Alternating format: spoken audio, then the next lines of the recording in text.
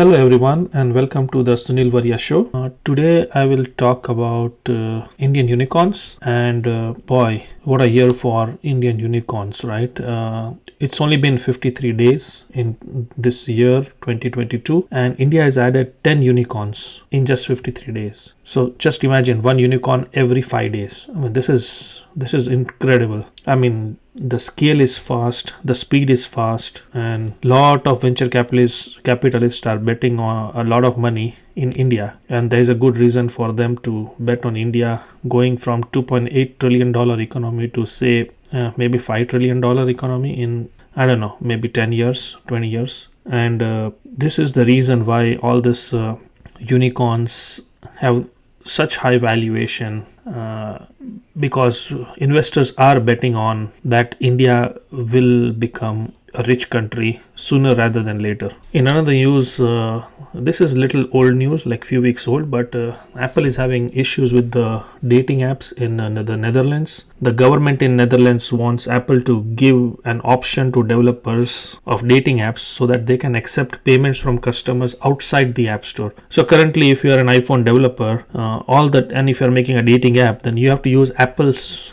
App Store payment method, right, to charge the people for premium service, right? So you can charge like $30 a month for unlimited messages and unlimited likes, right? But in this case, you have to collect the money from the people using Apple's payment system. So the money from the customer, the $30 from the customer, will go to the Apple. Apple will deduct the 30% commission, and then it will give the remaining money to you at the end of the month. So if I'm purchasing a premium plan, if for $30 a month, every month I'm giving $30 to Apple. Apple will deduct 30% of $30, with let's say $9 as a commission, and give $21 to the developer. Now the Dutch government is forcing Apple to make changes so that users should directly be able to give money to the dating app. So now instead of me giving money $30 to Apple, I should be able to give the money directly to the dating app. But nowhere in the government's ruling do they mention that Apple doesn't deserve the 30% cut. So Apple is still saying that, hey, you want to collect money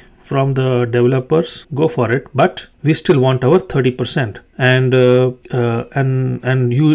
whenever you do a purchase, the credit card processors, right, will process the payment, and they charge around 3% as a processing fee. So Apple also has to give 3% to the credit card processors as a processing fee. So Apple is saying, okay, you know what, since you are doing the credit card processing instead of us, instead of 30%, we'll just charge you 27%. So now I can pay $30 directly to the dating app, and the dating app will get the $30 minus the credit card processing fee, which is 3%, right? So now what Apple is saying is that you still owe us $27. Now, since I'm paying money directly from my credit card to the dating app, Apple is not aware of this transaction. So what Apple is saying is that every dating app companies will have to submit a report to Apple at the end of the month, listing all the sales, right, that this much money we collected, and then Apple will send them a bill of 27% of whatever they sold, right? So if the credit card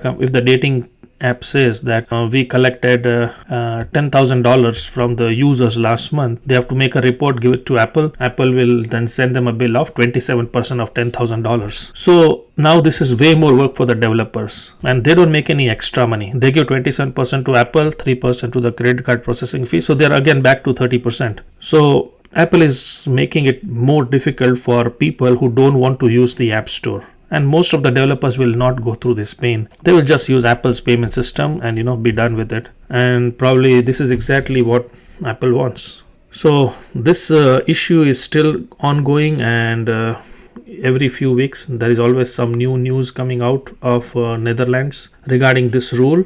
So whenever the new news comes out, I will talk about that in this podcast. And one last thing is that please mark your calendars for March 8th. Apple is having an event, online event, where it is rumored to unveil maybe an affordable iPhone SE, iPad Air, and maybe new MacBooks and new Mac Mini.